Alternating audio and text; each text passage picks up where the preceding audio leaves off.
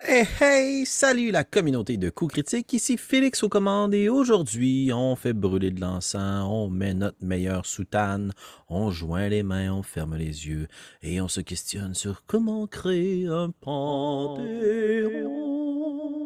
Ben oui, on m'a posé la question sur Discord, on m'a proposé ça comme sujet pour la prochaine chronique de création d'univers, de trucs et astuces pour créer votre monde de jeu de rôle.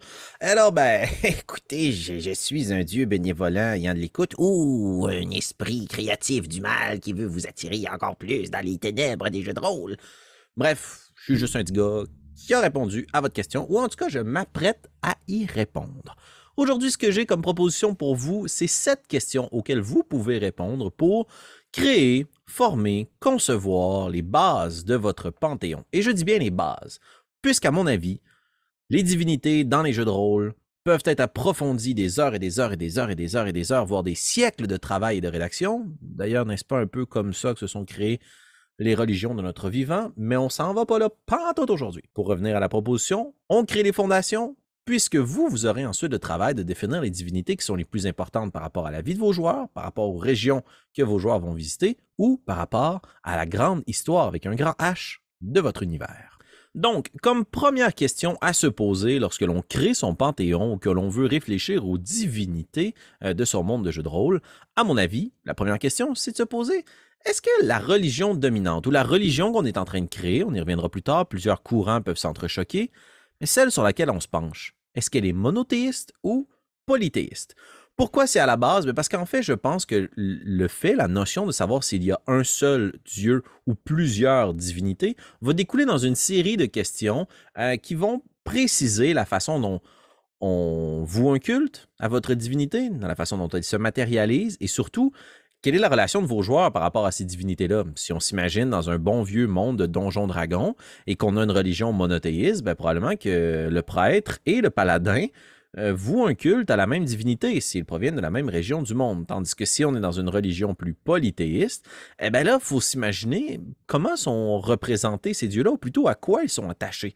Est-ce qu'ils représentent les diverses facettes de la vie courante? Est-ce qu'ils représentent plutôt les diverses créatures qui entourent vos joueurs ou les régions?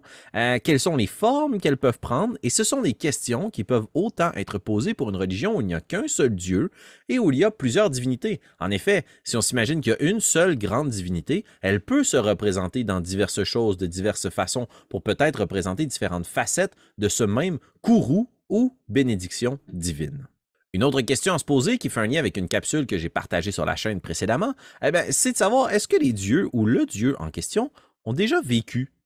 Et ces prophètes, les gens d'importance dans les textes religieux ou les histoires, les contes, peu importe la façon dont la religion est partagée dans votre monde à vous, est-ce qu'ils ont déjà foulé le même sol que vos héros et aventuriers? Si oui, à quelle époque? Est-ce qu'ils sont toujours en vie? Comment ils sont devenus des légendes? On peut s'imaginer dans un monde post-apocalyptique, quelqu'un qui aurait toujours un accès à, disons, Wikipédia ou YouTube. C'est la seule personne qui a un backup de YouTube.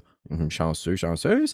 Peut-être que cette divinité-là est toujours vivante, puis elle est représentée au statut de grande divinité, justement parce qu'elle peut pratiquement avoir réponse à tout. Venez lui poser une question et 25 minutes de YouTube plus tard, elle est capable de vous répondre comment est-ce que telle créature est venue au monde, qu'est-ce qui se passait dans telle région du globe il y a longtemps, ou tout simplement comment réparer XYZ technologie désuète. Ah ben, cette divinité-là est toujours en vie. Si les dieux appartiennent au passé, c'est plutôt de se demander pourquoi est-ce qu'on se souvient d'eux? Quels sont les événements marquants qui ont fait qu'ils sont passés du statut de peut-être simple mortel ou divinité incarnée à divinité dont on se souvient? Est-ce qu'il y a eu une guerre entre les dieux? Il y a les dieux qui sont inscrits dans le grand panthéon divin, il y en a qui sont des dieux déchus. Bref, est-ce que vos dieux sont reliés à votre histoire ou est-ce qu'il y a un certain moment où on a commencé à croire en eux, mais qu'ils ne se sont jamais vraiment matérialisés dans le même univers que vos joueurs? Finalement, une question assez simpliste qu'on peut se poser à n'importe quel moment, au début, à la fin, peu importe, là, mais je trouve important de se demander, est-ce que notre panthéon est divisé de façon, je vais utiliser le terme dichotomique, c'est-à-dire est-ce qu'il y a deux factions très claires dans votre panthéon? On peut penser au classique, le bien et le mal, le paradis et l'enfer, les dieux et les démons, est-ce qu'ils ont le même statut? Pourquoi est-ce qu'on considère que certains sont bons, d'autres sont mauvais? Est-ce qu'on a les dieux du jour et les dieux de la nuit? Est-ce que votre monde est divisé entre le jour et la nuit? Est-ce qu'on a différents astres qui tournent autour de votre monde, de votre univers, et on a des dieux spécifiques à chacune de ces constellations, planètes ou lunes?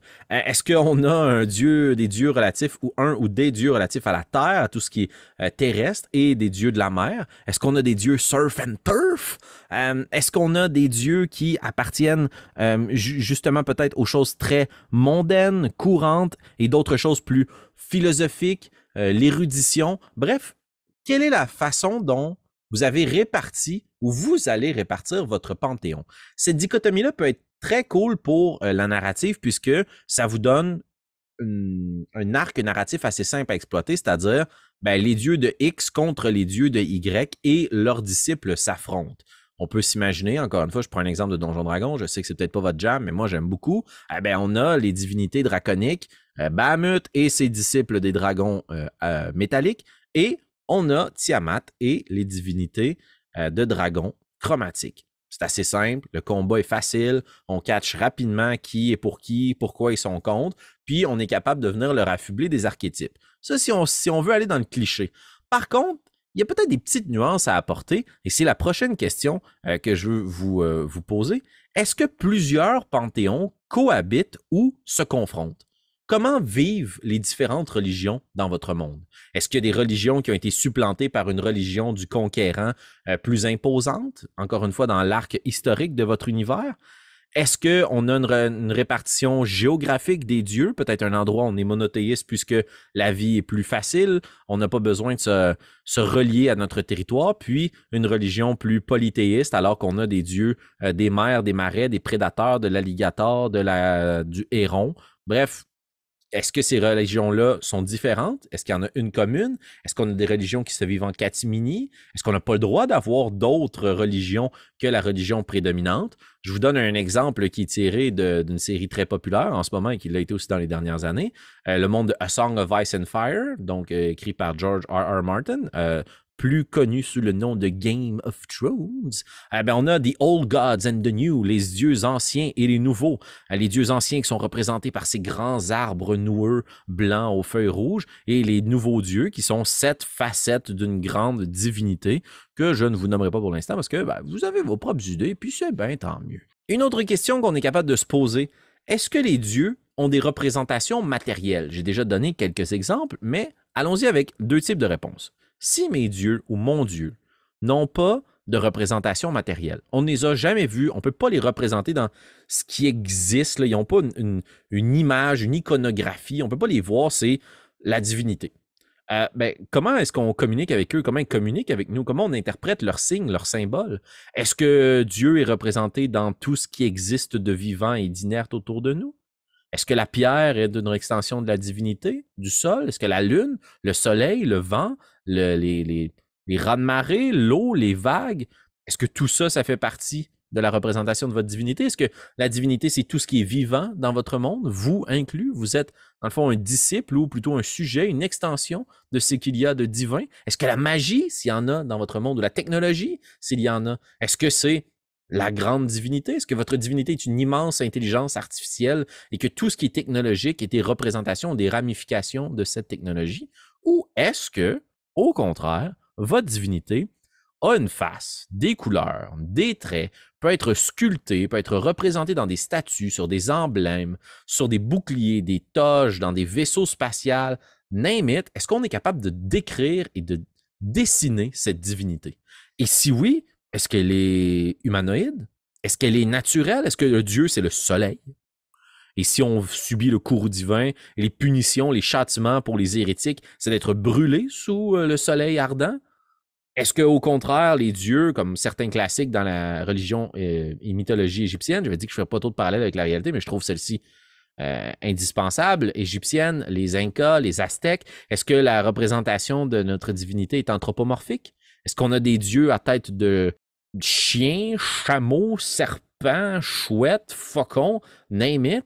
Est-ce que justement ces divinités-là peuvent être représentées quand on vit dans notre monde, notre faune et notre flore?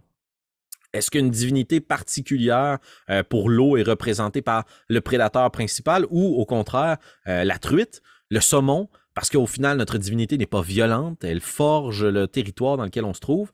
Je trouve que c'est une question qui est super importante parce que c'est le lien que l'on va faire entre la définition de votre divinité et peut-être l'une des premières interprétations que pourraient en faire les habitants de votre monde. Puisqu'au final, et là je fais pas trop de parallèle avec le vrai, mais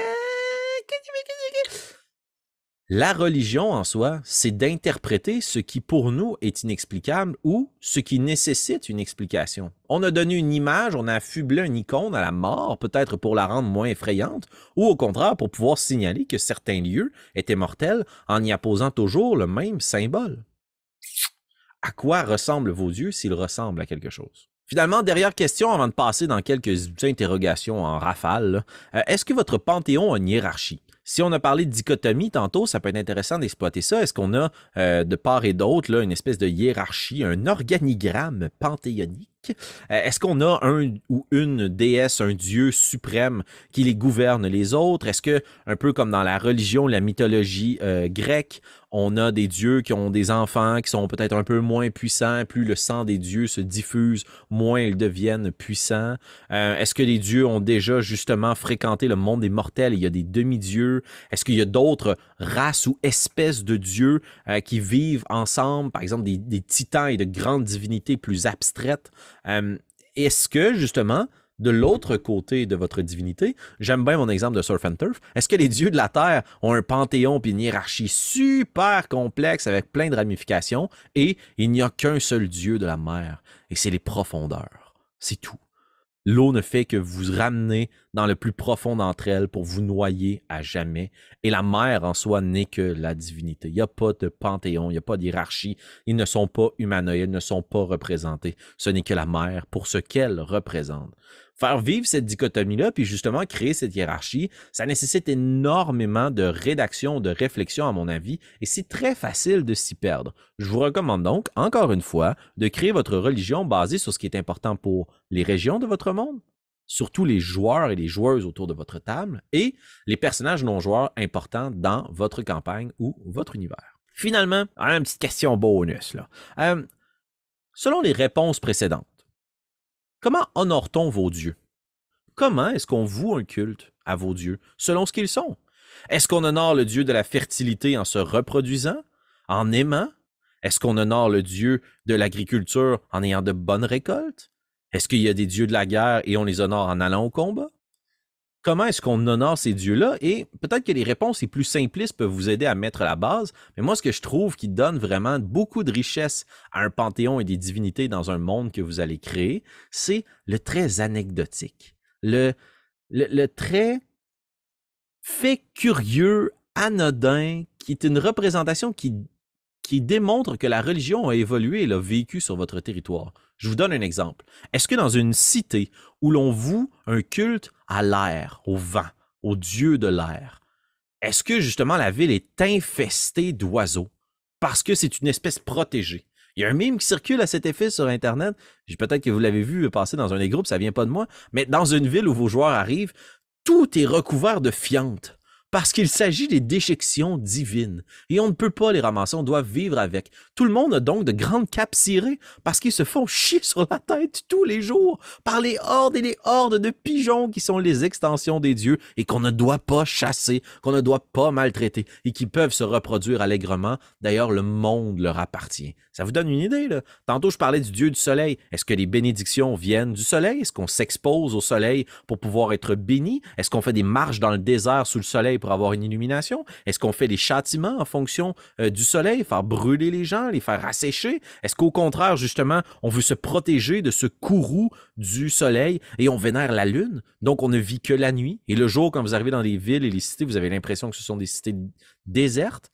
Comprenez un peu comment rajouter cette notion-là de comment nous, simples mortels, on voue un culte aux divinités en question, va forger les régions, les villes et surtout vos personnages. Et c'est parfois, je trouve, une des facettes qui est un peu moins exploitée par rapport aux personnages qui ont une relation à des divinités, c'est que si toute notre vie, on a été moine et on a vécu dans un monastère à vouer un culte à une divinité, un panthéon, une religion, etc., c'est sûr que ça a forgé nos expressions, nos habitudes, la façon dont justement peut-être on mange, on nourrit, on s'habille. On a probablement des rituels vraiment weird que l'on doit faire de temps à autre, sans nécessairement ralentir le rythme du jeu et le développement de votre partie. Je pense que c'est là qu'on va chercher de la richesse et de la couleur dans vos personnages. Dernière petite question pour ancrer justement vos divinités et votre panthéon dans votre monde très rapidement. Est-ce qu'on peut être disciple?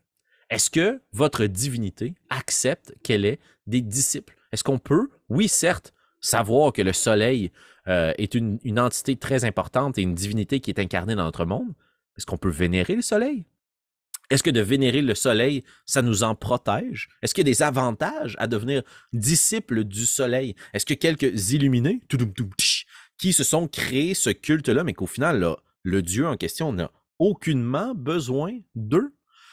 Bref, un paquet de questions auxquelles je vous invite à réfléchir et à répondre, mais sachez que dans sa plus simple expression ou dans sa plus complexe, rajouter une dimension spirituelle et religieuse à votre monde va permettre de voir comment les habitants de ce dit monde-là ont tenté d'expliquer l'inexplicable. Je crois que c'est la leçon principale à retenir, ce qui dépasse ma propre capacité ou ce pourquoi j'ai besoin d'avoir de l'aide. Ça vient de où? Quelle est la réponse que moi, dans mon imagination, je pourrais lui donner? Parlant d'imagination, à vos crayons, à vos papyrus, à vos claviers peut-être si vous êtes un peu plus moderne, et allez créer ce panthéon qui vous appartient. Faites-le à votre hauteur et je vous salue!